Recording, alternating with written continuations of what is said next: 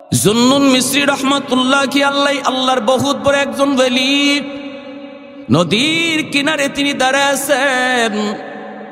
হঠাৎ করে আল্লাহর ওলি দেখেন নদীর কিনারের মধ্যে একটা বিচ্ছু দাঁড়ায় রইছে। এই বিচ্ছুটা নদী পার হতে চায়, কিন্তু কেমন করে নদী পার হবে? কোনো নৌকা নাই, কোনো খেয়া নাই, কেমন করে বিচ্ছু পার হয়? হঠাৎ করে আল্লাহর ওলি দেখেন পানির নিচ থেকে একটা কচ্ছপ পানির উপরে ভাসলো, আর কচ্ছপটা নদীর কিনারে আসলো। বিচ্ছুটা লাফ দিয়ে কচ্ছপের পিঠে বসলো, আর কচ্ছপ বিচ্ছুটারে খেয়া হইয়া নদী পার করা দিল। এইবার জুন্নুন মিসরি কয়, মালিক তোমার কুদরতে তুমি বিচ্ছুরে নদী পার করে দিছো। আল্লাহ, আমারও নদী পার হতে মন চায়, আমি একটু দেখতে চাই বিচ্ছু কোন দিকে যায়। কেন তুমি এইভাবে বিচ্ছুরে নদী পার করাইলা? আমারও তুমি নদী পার করাও।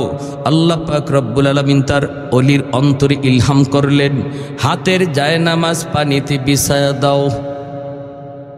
আরেকটু জোরে কন্যা সুবহানাল্লাহ। আমাদের সিলেটের শাহজালাল মজরুদিয়া মনি রহমতুল্লাহ আলাইহি গৌর গোবিন্দের সাথে যুদ্ধ করার জন্য ইয়ামেন থেকে সিলেটে এসেছিলেন। সুরমা নদী পারি হয়েছেন নৌকায় না যায় না মাঝে বৈশা। আর একটু জোরে, নৌকায় না যায় না মাঝে বৈশা। আল্লাহ পারেনি না পারে না, এই ক্ষমতা আল্লাহর আসেনি না নাই? আর একটু জোরে বলেন, আসেনি না নাই? মানুষ যা পারে না পারে কে? মানুষ যা দেখে না দেখে কে? মানুষ যা শুনে না শুনেন কে? আল্লাহ পাক কই, ওয়ালি হাতের জায়নামাজ পানিতে বিছায় দাও। জুন্নুন মিসরি পানিতে জায়নামাজ বিছায় দিলেন। আল্লাহর ওলি জায়নামাজে বৈশা নদী পার হয়ে গেলেন। এরপরে তিনি বিচ্ছুর পিছনে পিছনে যাইতেছেন। বিচ্ছুটা কোন দিকে যায় দেখতে একটু মন চায়।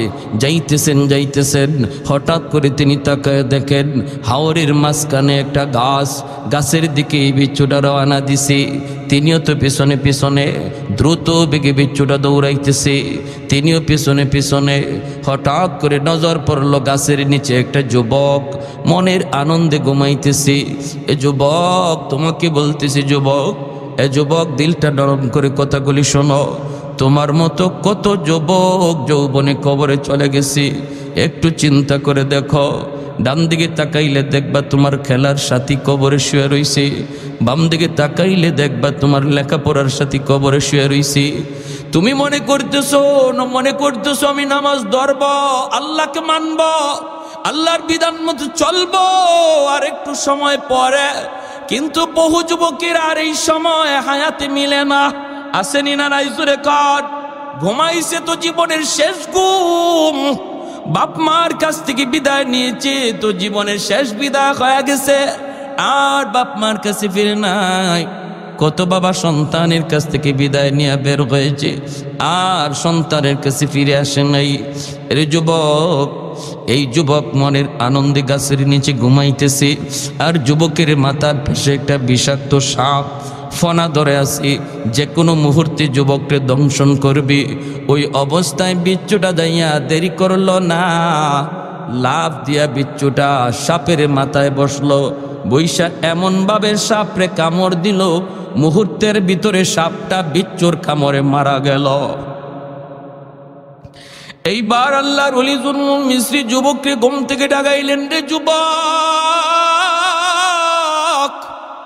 একটু উঠো, মাথার পাশে কি ঘটে গেল দেখো। যুবক মাথার পাশে দৃশ্য দেখে অবাক। আল্লাহর ওলি বলেন, জীবনে কি নেক আমল করেছো একটু কও, জীবনে কি নেক আমল করেছো একটু বলো।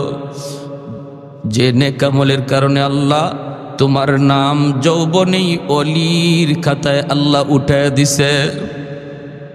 এজন্য আল্লাহর যত অলি হইছেন সবাই অলি হইছেন যৌবন কালে।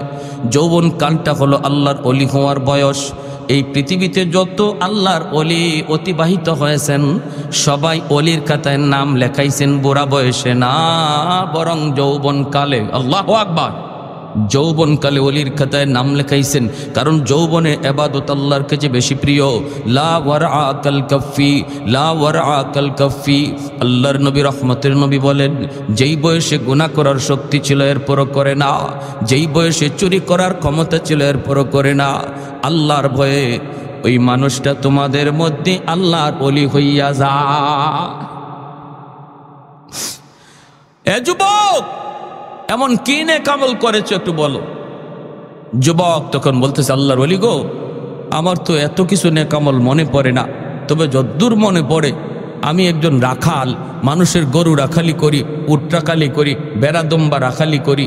যেখানেই আমি থাকি, হাওরে থাকি আর জঙ্গলে থাকি, যখনই আজান শুনি সাথে সাথে নামাজে দাঁড়ায় যায়। দুনিয়ার কোনো কাজ আমাকে নামাজ থেকে গাফেল করতে পারে না। কাজ পরে নামাজ, আরো জোরে বলেন, কাজ পরে নামাজ। দোকানদারি আগে না পরে? দোকানদারি আগে না পরে? নামাজ পড়ে না আগে? এই যুবক কই, আমি যেখানেই থাকি সেখানেই নামাজে দাঁড়ায় যাই। আল্লাহ পাক এই উম্মতের জন্যই গোটা জগৎটারে মসজিদ বানায় দিছেন।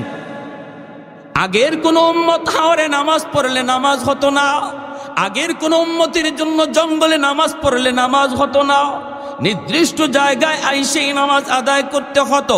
কিন্তু আমার আপনার নবী, মায়ার নবী আল্লাহর কাছে আবদার করলেন, মালিক এই যদি হয় তোমার সিদ্ধান্ত, তাহলে আমার আখেরি উম্মতগুলি তারা কেমনে নামাজ আদায় করবি? আমি নবী তো চলে আসব, আমার উম্মতের উলামায়ে কেরাম তারা তো আমি নবীর দায়িত্ব নিয়া তারা তো দেশে দেশে ঘুরবে, দেশে বিদেশে ঘুরবে। এমনও তো আছে আমার একজন উম্মত আলেম না, কিন্তু আমার একটা হাদিস জানছি, এটা জানানোর জন্য সে আরেক দেশে রওনা দিছি। সে তখন বিমানে, সে তখন জাহাজে, মালিক নির্ধারিত জায়গায় নামাজ পড়লেই যদি নামাজ হয়, আমার উম্মতের হালত কি হবে? এমনি আল্লাহকে, বন্ধু আমি আল্লাহ তোমার উম্মতের জন্য গোটা জগৎ মসজিদ বানায় দিলা। যেখানেই দাঁড়াবে ওই জায়গাটাই মসজিদ হয়ে যাবে, যেখানেই দাঁড়াবে সেখানে আমি আল্লাহ নিজে হাজির হয়ে যাব। এই মেরাজের মাস গেল, মেরাজের মাস শাবান মাস শুরু হয়ে গেল। আল্লাহর পক্ষ থেকে স্পেশাল যে পুরস্কার হাদিয়া আনছেন সেটা হলো নামাজ। কোন কথা কইয়া কই, মালিক আমি তো তোমার সাথে দেখা করলাম, কিন্তু আমার উম্মত তোমার সাথে দেখা করবে কেমনে, কথা বলবে কেমনে? আল্লাহ আমি তো কথা বললাম, উম্মত কেমনে কথা বলবে? আল্লাহ কয়, বন্ধু আমি আল্লাহর কাছে আইসো উম্মতের কথা ভুললা না, জানি তুমি উম্মতের কথা আমার কাছে কইবা, এজন্য আমি আল্লাহ একটা ব্যবস্থা করে দিছি, নামাজ। আসসালাতু মিরাজুল মুমিনিন। তোমার উম্মত যখন নামাজে দাঁড়াবে তখনই আমি আল্লাহর সাথে তার কথা হবে। যখনই এজন্য নামাজে দাঁড়ায় আমরা বলি আলহামদুলিল্লাহ, সমস্ত প্রশংসা আল্লাহর। আল্লাহ তখন নিজের পরিচয় দেন না, পরিচয় না দিয়ে আল্লাহ বলে, কার প্রশংসা তুমি করতেছ?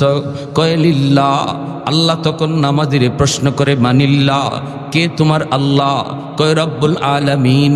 আল্লাহ তখন কয়, মানির রব্বিল আলামিন, কে তোমার রব? কয় আর রহমান। আল্লাহ বলেন, মানির রহমান, কে তোমার রহমান? নামাজি তখন কয় আর রাহিম, তিনি হলেন রহিম। আল্লাহ আবারও কয়, কে তোমার রহিম? মানির রাহিম। কয় মালিক ইয়াউমিদ্দিন, যিনি কিয়ামত দিবসের মালিক। এতগুলি প্রশ্ন আল্লাহ নামাজিরে করলেন, জবাব নামাজি নামাজের মধ্যে দিল, অথচ নামাজি কে প্রশ্ন করে তারে চেনে না, আর আল্লাহ তার পরিচয় তারে দেন না। যখনই কয় মালিক ইয়াউমিদ্দিন, কিয়ামত দিবসের মালিক, তখনই আল্লাহ পাক রব্বুল আলামিন নিজের পরিচয়টা দিয়া দেয়। আল্লাহ কয়, রে বান্দা শুন, এতক্ষণ পর্যন্ত যারে তুমি আল্লাহ কইছো, যারে তুমি রব কইছো, যারে তুমি রহমান কইছো, যারে তুমি রহিম কইছো, যারে তুমি মালিক ইয়াউমিদ্দিন কইছো, আমি সেই আল্লাহ, আমি সেই রব। জোরে বলি সুবহানাল্লাহ। তখন বান্দা আল্লাহর পরিচয় পাইয়ে আল্লাহর কাছে ডাইরেক্ট কয়, ইয়্যাকা না'বুদু ওয়া ইয়্যাকা নাস্তাঈন। এতক্ষণ চলছে থার্ড পারসনে, আল্লাহর সাথে কথা হয়েছে থার্ড পারসনে, এখন আইছে আমার ভাইয়েরা সরাসরি এখন সরাসরি কথা চলছে সেকেন্ড পারসনে। আল্লাহরে কয় ইয়্যাকা না'বুদু ওয়া ইয়্যাকা নাস্তাঈন, আমি তোমার ইবাদত করি, তোমার কাছে সাহায্য চাই, আমি তোমারই ইবাদত করি, তোমার কাছে সাহায্য চাই। আল্লাহ পাক তখন খুশি হয়ে বলে বান্দা আমি তোমার উপরে খুশি, কি চাও বলো? কয় ইহদিনাস সিরাতাল মুস্তাকিম, আল্লাহ তোমার কাছে আমি জান্নাতের রাস্তা চাই। এজন্য ভাইরা বন্ধুরা যুবক ডাক দিয়া কয় আল্লাহর ওলি গো, আমি যেখানেই থাকি সেখানেই নামাজে দাঁড়ায় যাই। এ যুবক, যৌবনে আল্লাহর ওলি হওয়ার একটা বিশেষ আমল, নামাজের ভিতরে কোনো কমতি রাখা যাবে না। যৌবনে আল্লাহর ওলি হওয়ার একটা উল্লেখযোগ্য আমল যৌবনে পাক্কা নামাজি হওয়া। এরপরে যুবক বলতেছে আমি যখন ঘর থেকে বের হলাম আল্লাহর কাছে ডাক দিয়ে বলি মালিক আমি তো বের হইতেছি, তোমার নামে বের হলাম। এজন্য আমরাও যখন কোথাও ঘর থেকে বের হব, দোকানে যাই, হাওরে যাই, বাজারে যাই, শহরে যাই, বলবো বিসমিল্লাহি তাওয়াক্কালতু আলাল্লাহ লা হাওলা ওয়ালা কুওয়াতা ইল্লা বিল্লাহিল আলিয়্যিল আযীম। এই দোয়াটা পড়ে যে মানুষ বের হয়, যেই মানুষটা ঘর থেকে বের হয়, সে নিজের আল্লাহর হাওলা করে বের হয়। আল্লাহ বলে বান্দা তুমি যখন আমার উপরে নিজের হাওলা করো তখন তোমার নিরাপত্তার জিম্মাদারি আমি আল্লাহর হাতে। গাছের নিচে যখন ঘুমাইতে যাই তখনও কইতেছি আল্লাহ আমি ক্লান্ত পরিশ্রান্ত, আল্লাহ আমি বড় পরিশ্রান্ত, আমি একটু ঘুমাবো, কিন্তু কোন ভরসায় ঘুমাই? আল্লাহ এখানে যদি আমারে কোনো জীব জানোয়ারে ক্ষতি করে বাঁচানোর কেউ নাই, আপন বলতে কেউ নাই। আল্লাহ একমাত্র আমি তোমার হাওলা করলাম, আল্লাহ তোমার উপরে ভরসা করলাম। আল্লাহ বলে ওয়া মান ইয়াতাওয়াক্কাল আলাল্লাহ ফাহুয়া হাসবু, বান্দা আমার উপরে তুমি যেই পরিমাণ ভরসা রাখবা আমি তোমার সাথে ওই পরিমাণ লেনদেন করব। ভরসা আমরা আল্লাহর উপরে করব 50% না 100%? জোরে বলেন 50 না 100% ভরসা যখন আল্লাহর উপরে করব, আমার আপনার জিম্মাদারিও আল্লাহ 100% নেবে। আমাদের ইয়াকিনে দুর্বলতা, আমরা আল্লাহর উপরে 100% ইয়াকিন আনতেই পারি না, করতে পারি না। যারা করছে তারা ফল পাইছে। ওই যুবক 100 ভরসা আল্লাহর উপরে করছে, বিধায় যখন সাপ আসছে তারা মারতো, আল্লাহ নদীর ওই পার থেকে বিচ্ছুরে পাঠাইছে, যা যেই সাপ আমার ওই যৌবনকালে যে আমার অলির খাতায় নাম লেখাইছে তার ক্ষতি করতে চায়, তুই যে সাপরে মার। আল্লাহর কুদরতে নদীর ওই পার থেকে বিচ্ছু আইসা সাপরে কামড় দিয়া মাইরা যুবকের হেফাজত আল্লাহ করলেন। সুবহানাল্লাহ, জোরে কর। এজন্যই ভাইয়েরা মনে রাখবেন, আল্লাহ পাক কয় ওই যুবকগুলি যতদিন জমিনে থাকবে আমি আল্লাহ আযাব গজব থেকে জমিনে হেফাজত করব। এই যুবকের কলিজে আল্লাহর ভয় কেমনে আইছে? কই মাদ্রাসা আছে বিদায়, উলামায়ে কেরামের মেহনত আছে বিদায়, মুরব্বী মানুষ এখনো বৃদ্ধ বয়সে আল্লাহর কদমে সেজদা দেয়, আল্লাহকে চিনে, আল্লাহ আল্লাহ জিকির হয়। কেন হয়? কারণ সমাজে এখনো আল্লাহ নামের পরিবেশ আছে, ঠিক না? এখনো মাদ্রাসা আছে, উলামায়ে কেরামের হরকত আছে, উলামায়ে কেরামের মেহনত আছে। উলামায়ে কেরামের মেহনত যতদিন থাকবে জমিনের মানুষ ততদিন আল্লাহ আল্লাহ জিকির করবে। মাদ্রাসা যতদিন থাকবে ততদিন আল্লাহ বলার পরিবেশ থাকবে। আর আল্লাহ পাক তখন আসমান জমিনকে আল্লাহর রহমত দ্বারা বাঁচায় রাখবে। আর যতদিন মাদ্রাসা থাকবে না, যেদিন মাদ্রাসা থাকবে না, আলেম ওলামা থাকবে না, ওই দিন আল্লাহ জমিনে রাখার কোনো চিন্তা করবেন না। অতএব কেউ যদি মাদ্রাসার ক্ষতি করতে চায়, মনে রাখবা সে মাদ্রাসার ক্ষতি করল না, বরং নিজের ক্ষতি নিজে করল। কেউ যদি মাদ্রাসা বন্ধ করে দিতে চায়, সে মাদ্রাসার ক্ষতি করল না, নিজের জীবন সে নিজে বন্ধ করে দিল। কেউ যদি মাদ্রাসায় হাত উঠায়, সে নিজের পায়ে নিজে কুড়াল মারলো। কেউ যদি কয় মাদ্রাসা রাখবো না, আল্লাহ তারে রাখবে না। কারণ মাদ্রাসা না থাকলে আল্লাহ কোনো কিছু রাখবার সিদ্ধান্ত আল্লাহ নিবে না। আমরাও দেখেছি বাংলার জমিনে যেই মাদ্রাসার বিরুদ্ধে কথা বলেছে, উলামায়ে কেরামের বিরুদ্ধে কথা বলেছে, মাদ্রাসার প্রয়োজন নাই, মাদ্রাসার দরকার নাই, মৌলবীদের কোনো প্রয়োজন নাই, একজনও জাগাতে নাই। আওয়াজ দেন ঠিক কিনা? একজনও জাগাতে নাই। কে করছে? হেড অফিস থেকে ফয়সালা। ফ্যান ফরবারও আর জায়গা পায় না, হ্যাঁ টাকলা মাথাত পরে কিরে কিলো ফ্যানেও আমারে ভালো পায় না, আর কোনো মানুষ দেখে না। এজন্য বলতেছি মনোযোগ, লাজালতুস সামাআ হাদিদা ওয়াল আরদা খাফসাফা ওয়াত তুরাবা রামাদা ওয়ামা আনজালতু মিনাস সামাই কাতরা ওয়ামা আমবাততু মিনাল আরদি নাবাতা বাল আনজালতু আলাইকুমুল আযাবা সাব্বা। আল্লাহ বলেন, যদি জমিনের মধ্যে আমি আল্লাহর নাম না থাকে, যদি কোরআনের হরকত, কোরআনের আওয়াজ বন্ধ হয়ে যায়, মানুষ যদি আমি আল্লাহকে ভুলে যায়, তাহলে কি করব জানো? আসমানকে আমি আল্লাহ লোহা বানায় দিব, জমিনকে আমি আল্লাহ তামা বানায় দিব। ওয়ামা আনজালতু মিনাস সামাই কাতরা, এক ফোঁটা রহমতের বৃষ্টি আমি জমিনে নাজিল করব না। ওয়ামা আমবাততু মিনাল আরদি নাবাতা, একটা শস্যের দানাও আমি জমিনে উৎপাদন হতে দেব না। বাল আনজালতু আলাইকুমুল আযাবা সাব্বা, আল্লাহ বলেন পরপর শুধু জমিনে গজব আর গজব নামবে। অতএব যুবক, একটু মনোযোগ দিয়ে খেয়াল করে শোনো। আমার নবী রহমতের নবীর সামনে একটা যুবক, বনু তামিম গোত্রের যুবক হাজির হয়ে কাঁদতেছে। এ যুবক, একটু মনোযোগ দিয়ে দিলের কান দিয়ে কথাগুলি শোনো। তোমার মতো একজন যুবক আমার মায়ার নবীর সামনে চোখ দিয়া পানি জড়ায় জড়ায় কান্দে আর কয়, নবী গো, আমি বড় অস্থির, আমি বড় পেরেশান। বনু তামিম গোত্রের যুবক, মদিনা শরীফের একটা উল্লেখযোগ্য গোষ্ঠীর নাম বনু তামিম। নবী বলতেছেন, যুবক কেন কান্দ? কই, নবী গো, আমি কান্না করি এজন্য, আল্লাহ এতদিন পর্যন্ত আমাকে সম্পদ দেয় নাই। আল্লাহ পাকের মর্জি, সম্পদ দেয় কে? জোরে বলেন, একটু জোরে বলেন কে? শক্তির বলে সম্পদ কামাই করা যায়, বুদ্ধির বলে কামাই করা যায়। বুদ্ধির বলে যদি কামাই করা যাইত, বুদ্ধিজীবী 1 নম্বর ধনী হয়ে যাইত। শক্তির বলে যদি সম্পদ কামাই করা যাইত, কুস্তিগীর বাংলাদেশে 1 নম্বর ধনী হয়ে যাইত।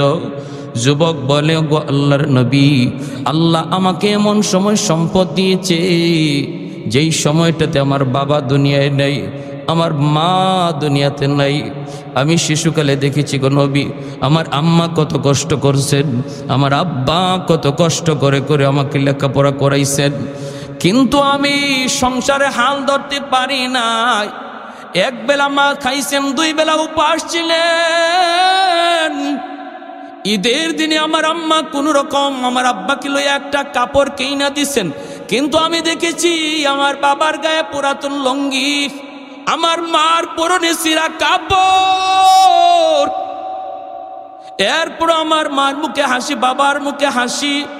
চিকিৎসাটাও আমি শেষ বয়সে বাপ মার করাইতে পারি নাই। ওগো মায়ার নবী, এখন আমার টেনশন হলো, কান্না হলো। এখন আমি পয়সা দিয়ে কি করব? রাতের বেলা আমি ঘুমাই আর পয়সা নিয়ে শুধু কান্দি, ও মালিক, টাইম মতো তুমি আমাকে পয়সা দিলা না। যদি এখন আমার আব্বা আম্মা থাকতেন, আমি যেভাবে খুশি এইভাবে চিকিৎসা করাইতে পারতাম। আল্লাহর নবী গো, আপনার কাছে আমার প্রশ্ন হলো, যদিও আমার মা, যদিও আমার বাবা কবরে শুয়ে রইছেন, তবু আমার বাপ মার সেবা করার সুযোগ আমার আসেনি। মায়ার নবী বলেন, 5টা কাজ কইরো, তোমার খেদমত আল্লাহ কবরে পৌঁছায় দিবে।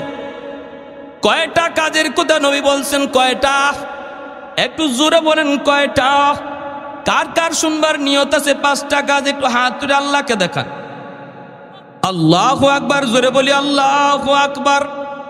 1 নম্বরে নবী বলেন, আসসালাতু লাহুমা, বেশি বেশি করে বাপ মার জন্য তুমি দোয়া করো, যেই দোয়াটা আল্লাহ পবিত্র কোরআনে নিজে শিখাইছেন, রব্বির হামহুমা। আমার সাথে সবাই পড়েন না, দিলটা নরম করে, রব্বির হামহুমা কামা রাব্বায়ানি সগীরা। যখনই এই দোয়াটা করবেন, তখন বাপ মার চেহারাটা নিজের চোখের সামনে নিয়ে আসবেন, চোখের সামনে বাপ মার চেহারাটা আনবেন, আর দোয়াটা করবেন দিলটা নরম করে। এই দোয়াটা শিখাইছেন কে? একটু জোরে বলেন কে? যদি সন্তানটারে মাদ্রাসায় দাও, সন্তানটারে যদি দিন শিখাও, তাহলে এই সন্তান এই শিক্ষাগুলি অর্জন করবে। সন্তান জন্ম দেওয়া বাবার জন্য সার্থক, সন্তান জন্ম দেওয়া মার জন্য সার্থক, সন্তান জন্ম দেওয়া টাকা রুজি করে কামাই করার জন্য নয়, সন্তান জন্ম দেওয়ার উদ্দেশ্য হবে সন্তান যেন আমার নাজাতের উসিলা হয়। দোয়াটা শিখাইছেন আল্লাহ, কবুল করবেন কে? যিনি দোয়া কবুল করবে ইনি যদি দোয়া শিখায় দেয় তাহলে বোঝা গেল এই দোয়া কবুল হবে 100%। ফ্যাক্টরির মালিক সে চাকরি নিয়োগ দিবে, দরখাস্ত 100টা আসছে, একজনের দরখাস্ত যদি মালিকে নিজেই লেখা দেয় তাহলে বোঝা গেল আর কারো চাকরি হোক না হোক ওর চাকরি হবে 100%, ঠিক না? পবিত্র কোরআনুল কারীমের সূরা বনী ইসরাঈল আল্লাহ নিজে দোয়া শিখাইতেছেন, দোয়া করো রব্বির হামহুমা কামা রাব্বায়ানি সগীরা। ও মালিক, শিশুকালে আমার আব্বা আম্মা আমাকে যেইভাবে মায়া করছেন, আমাকে যেইভাবে আদর করছেন, আল্লাহ তুমি আজকে আমার মা বাবারে এইভাবে আদর করো। আল্লাহ এই কথা বুঝাইতে চাইলেন বান্দারি, শিশুকালে তোমার মা তোমার জন্য কত রাত মাতার পাশে দাঁড়ায় দাঁড়ায় রাত কাটাইছি। বান্দা এটা তোমার মনে নাই, কিন্তু আমি আল্লাহর মনে আছে। কতদিন তোমার বাবা তোমাকে কোলে নিয়ে রাত 3টা বাজে ডাক্তারের কাছে দৌড় দিছে। বান্দা এটা তোমার মনে নাই, কিন্তু আমি আল্লাহর সব মনে আছে। সুবহানাল্লাহ। অতএব যখনই বাপ মার জন্য দোয়া করো শিশুকালের কথাটা আমি আল্লাহরে ইয়াদ করে দিও। আমি আল্লাহ শিশুকালে যেইভাবে তোমার বাপ মা মায়া করছি, আমি আল্লাহ যেন তোমার আব্বা আম্মারে এইভাবে মায়া করি, এরকম আবদার আমি আল্লাহর কাছে কইর। 2 নম্বরে আল্লাহর নবী বলেন ওয়াল ইস্তিগফারু লাহুমা, বেশি বেশি বাপ মার জন্য দান সদকা কইর, মসজিদ মাদ্রাসা দান কইর, এলাকার মানুষের মাঝে দান কইর, বেশি বেশি দান কইর। দান করা মাত্রই তোমার মা তোমার বাবার কবরে আল্লাহর নগদ খেদমত পৌঁছায় দিবে। 3 নম্বরে নবী বলেন ইনফাযু আহদিহিমা মিন বাদিহিমা, বাপ মার যদি কোনো পাওনা থাকে, মানুষ তোমার বাপ মার কাছে কোনো কিছু পায়, এই পাওনাটা তুমি সন্তান পরিশোধ কইরো। যদি পাওনা পরিশোধ করো সাথে সাথে কবরে আল্লাহ খেদমত পৌঁছায় দিবে। তোমার বাবা কারো হক নষ্ট করেছে, তোমার বোনের হক তোমার বাবারা নষ্ট করেছে, তোমার বাবার সব সম্পদ তোমারে লিখে দেয়া গেছে, তোমার বোনদেরকে দেয় নাই। বলুন তো বাবা মারা যাওয়ার পর বাবার সম্পদের বন্টন কে করছে? আওয়াজ আসতে কেন? আরো জোরে। সম্পদের বন্টন কে করছেন? মেম্বার সাহেব, চেয়ারম্যান সাহেব, এমপি সাহেব, মেয়র সাহেব? কেউ না। সম্পদ বন্টন করছেন কে? লিযাকারি মিসলু হাজ্জিল উনসায়াইন। আল্লাহ পাক পবিত্র কোরআনে সম্পদের বন্টন করেছে। যে বাবা মৃত্যুর আগে মেয়েদেরকে ঠগাইয়া ছেলেদের নামে সম্পদ লিখে দেওয়া গেছে, এই বাবা যত বড় হাজি হোক, যত বড় গাজী হোক, যত বড় ফাকরিওয়ালা হোক, যত বড় মসজিদের সামনের কাতারে মুসল্লি হোক, সে কবরে যাওয়া মাত্রই তার নামাজ, তার রোজা, তার যাকাত কোনো কিছুই আগুন নেভাতে পারবে না, আগুন শুধু জ্বলবেই। এজন্য নবী বলছেন তুমি যদি বাপ মার সেবা করতে চাও তাহলে দেখো বাবা কারো হক নষ্ট করছে কিনা, এই হকটা তাড়াতাড়ি ফিরাইয়া দাও, তাহলে আল্লাহ কবরের আগুন নিভাইয়া দিবে। এছাড়া কোনো পথ নাই। যদি তুমি বুঝো তোমার বাবা তার বোনদের হক নষ্ট করেছে, তোমার দাদা মারার পর তোমার আব্বা তোমার ফুফুদের সম্পদ দেয় নাই, বাবা মারা যাওয়ার পর তুমি ফুফুদেরকে ডাকো, ডেকে ফুফাতো ভাই বোনরে ডাকো, তো চাচারে ডাকো, চাচাতো ভাই বোনরে ডাকো, ডেকে সম্পদ বুঝাইয়া দাও, তাহলে কবরে আগুন নিববে। আল্লাহ নবী বলেন এই কাজ না কইরা কোনো সন্তান যদি বাবার নামে 40টা না 100টা গরু জবাই কইরাও জিয়াফত করে, বাবার কবরের আগুন 1 জাররা পরিমাণও কমবে না, 1 জাররাও কমবে না। এজন্য আল্লাহ নবী বলেছেন 3 নম্বরে তোমার বাবার দেখো কোনো মানুষের পাওনা আছে কিনা, এই পাওনাটা পরিশোধ করো। 4 নম্বরে নবী বলেন সিলাতুর রাহমিল্লাতি লা তুসালু ইল্লা বিহিমা, তোমার বাবার যারা রক্তের মানুষ, মার যারা রক্তের মানুষ, ওদের খোঁজ খবর রাখো। বাবার রক্তের মানুষ হলো চাচা, বাবার রক্তের মানুষ হলো ফুফু, চাচার খবর নাও, ফুফুর খবর নাও। বাবা কবরে শুয়ে আছে, যখনই ফোনটা দিয়া কইবা চাচা কেমন আছেন, ও ফুফু তুমি কেমন আছো, চাচা তো ভাইটারে ফোন দিয়া খবর নিবা, ভাইরে তুই কেমন আছো। বাবার রক্তের মানুষের খোঁজ নিলা, মায়ার নবী বলেন যেন তুমি ফোনটা বাবার কবরেই লাগাইছো। একজনের সহযোগিতা করলা, সাথে সাথে কবরে আল্লাহ দানের খবর পৌঁছায়া দিবে। মা দুনিয়ায় নাই, কিন্তু মার রক্তের মানুষ আছে, মামা আছে, খালা আছে, নানা আছে, নানি আছে। ওরা আজকে অসহায়, আল্লাহ তোমাকে সচ্ছলতা দান করেছে। যখনই তুমি ওদের পাশে যায় তুমি দাঁড়াইবা সুখে দুঃখে, যখনই তুমি তাদের পাশে যায় দাঁড়াইবা। আল্লাহর নবী বলেছেন, যেই নবী জীবনে কোনোদিন মিথ্যা বলেন না, এই নবী বলেন সাথে সাথে মার কবরে আল্লাহ তোমার খেদমত পৌঁছায় দিবে। 5 নম্বরে নবী বলেন শেষ, ইকরামু সাদিকিহিমা মিন বাদিহিমা। মায়ার নবী দয়ার নবী বলেন, বাবার বন্ধু বান্ধব যারা, তাদেরকে দেখলে বাবার মতো শ্রদ্ধা কইরো, বাবার বয়সের মানুষ দেখলে বাবার মতো শ্রদ্ধা কইরো। আজকে তোমার বাবা নাই, কিন্তু বাবা যাদের সাথে চলতো এদেরকে দেখলে সালাম দিবা আগে, তারপরে ভালো মন্দ জিগাইবা, পারলে একটু ঘরে ঢুকাইবা, 1 কাপ চা খাওয়াইবা, একটা পান খাওয়াইবা, ঈদের সময় একটা লুঙ্গি দিবা, একটা গেঞ্জি দিবা। মায়ার নবী কয়, বাবা কবরে, কিন্তু বাবার বন্ধুরে তুমি আদর করছো, শ্রদ্ধা করছো। আল্লাহ পাক বলে, তোমার এই কাপড় তুমি পরাইছো দুনিয়ার কাপড়, আর তোমার বাবারে আল্লাহ পরাইবো জান্নাতি কাপড়।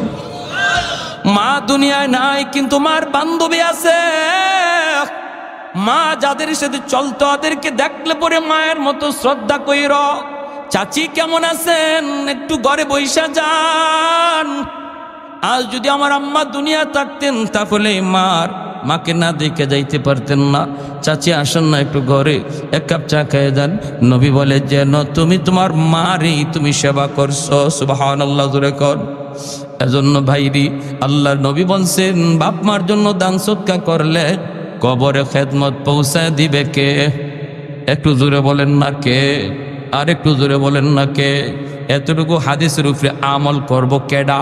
কোন সন্তান? যেই সন্তানে হাদিস পড়ছে, যেই সন্তানে মাদ্রাসায় গেছে, যেই সন্তানটার হাত ধরে বাবা মাদ্রাসায় ভর্তি করছে, এই সন্তানই তো হাদিস মতো বাপ মার জন্য আমল করবে, ঠিক না? আরো জোরে কোন ঠিক না? তাহলে সন্তান মাদ্রাসায় দেওয়ার দরকার আছে নি না নাই? যদি আপনার সন্তান আপনার জানাজা দেয়, আপনার সন্তান যদি আপনারে গোসল দেয়, আপনার সন্তান যদি আপনার কবরের পাশ দিয়ে যায়, সন্তানরে যদি দিন না শিখান, সন্তান কবরের পাশ দিয়ে যাইব গান গায়ে গেয়া। বন্ধুদের নিয়ে কত সন্তান গান গায়ে বাবার কবরের পাশ দিয়ে চলে যায়, দিলটা কাঁপে না।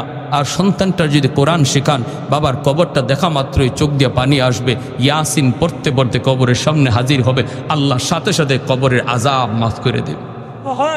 সার্থক ওই বাবা ওই মা, সার্থক যার সন্তান কোরআনে হাফেজ, যার সন্তান আলেমে দিন। এই মাদ্রাসাগুলোতে দেখলাম ছোট ছোট বাচ্চাগুলি, কত বাবা কত মা কত আশা কইরা দিছে। শুনেন, মনে রাখবেন, কোন সন্তান মাদ্রাসায় আসবে এটা মানুষের হাতে না, এটা আল্লাহর কুদরতি হাতে।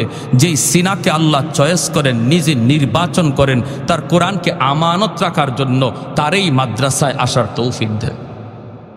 বাহাদুরি করে সন্তানের সিনায় কোরআন ঢুকানো যায় না। লক্ষ টাকা কোটি টাকা দিয়া ডিগ্রি কিনা যায়, উকিলাতি ডিগ্রি কিনা যায়, ব্যারিস্টারি ডিগ্রি আনা যায়, টাকা দিয়া হরিণের চোখ মিলে, কিন্তু সম্পদ হইলেই সন্তানের সিনায় কোরআন ঢুকানো যায় না, যদি আল্লাহ চয়েস না করে, ঠিক কিনা? এটা আল্লাহর নির্বাচন। আমার ভাইয়েরা, আমি মুসাফির মানুষ, যাব সিলেট, একটু অনুরোধ করব, মুসাফিরের দোয়া আল্লাহর কাছে কবুল। এমন একজন সন্তান বাবার নামে, এমন একজন সন্তান মায়ের নামে বলেন, আল্লাহ যেন নগদ এই খবরটা কবরে পৌঁছায় দেয়, সেবার খেদমতটা যেন পৌঁছায় দেয়। একজন সন্তান হাতটা জায়গায় বলেন, হুজুর ইনশাআল্লাহ আমি 5,000 টাকা ইনশাআল্লাহ আমি মাদ্রাসায় নবীর বাগানে দিব, আমার আম্মার নামে, আমার আব্বার নামে। বলেন হিম্মত করে একজন ভাই সবার আগে যিনি উঠাবেন, এরপরে যত Free audio post production by alphonic.com